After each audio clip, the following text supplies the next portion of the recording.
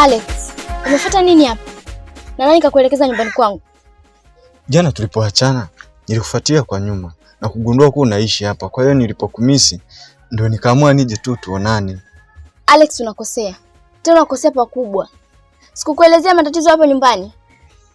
Na nilikwambia kabisa mwenye nyumba yangu jinsi alivyo. Hahitaji niwe na mahusiano, hahitaji niwe na mwanaume yoyote wala kijana yoyote akiingia hapa. Aya, nini unanifanyia hivi? Yaani mwenye nyumba gani huyo? Yaani unamlipa kwa wakati, bili unazingatia, umeme unazingatia, inakueje mpaka anakuzuia kufanya wewe unachojisikia wewe? Hata kama unaingiza wanaume 2 kwa siku, hata kama 5, hata kama 10, hakuna mwenye nyumba wa hivyo. Acha michezo jina wana. Alex, naomba uniamini. Mimi mwenye nyumba yangu namjua. Na yeye ndio kaniambia haya yote. Sio kwamba nimejitungia kwenye akili yangu. Na kitu ninachokuambia nina uhakika nacho. Usije kanisababishia matatizo Alex. Please, naomba unielewe.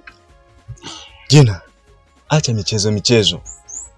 Na kama kuna ukweli ndani ya hiki unachokizungumza, mimi nitakuhamisha hapa. Nitakupeleka sehemu nyingine. Haiwezekani kodi inalipa mimi mwenyewe, kila kitu na kuzingatia kwa wakati. Alafu mwenye nyumba anakuja kumwekea masharti mpenzi wangu mimi. Haiwezekani Jina. Yaani inakujaje? Mimi toka nikupangishe hapa, hujawahi kuniruhusu niingie ndani. Sijawahi kupajua ndani kwako. Una maana gani kunizuia nisiingie humu ndani? Kuna nini kinaendelea? Mbona kama sielewi hivi? Sasa Alex, utanemshaje hapa wakati mimi ndo napapenda? Mimi siwezi kuhama hapa. Hii ni sehemu niliyochagua, ndio sehemu ninayoipenda. Nitaendaje kuishi huko na kati sehemu sijaizoea? Sehemu niliyoizoea ndio hii hapa. Na masharti yake ndio hayo hapa kama nilivyokuambia. Kwa hiyo, nakuomba tu uende. Nikija huko tutaongea. Kwani shida iko wapi? Kirahisi yani. Kirahisi ni kuelewe. Yaani hivyo tu yani. Naomba nikwambie kitu. Sawa? Kama mwenye nyumba atakuwa anakulipia kodi hapa, nitakubali uendelee kukaa hapa.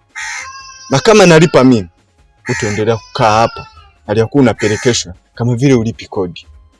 Na kitu kingine, naondoka. Naenda kukusubiri.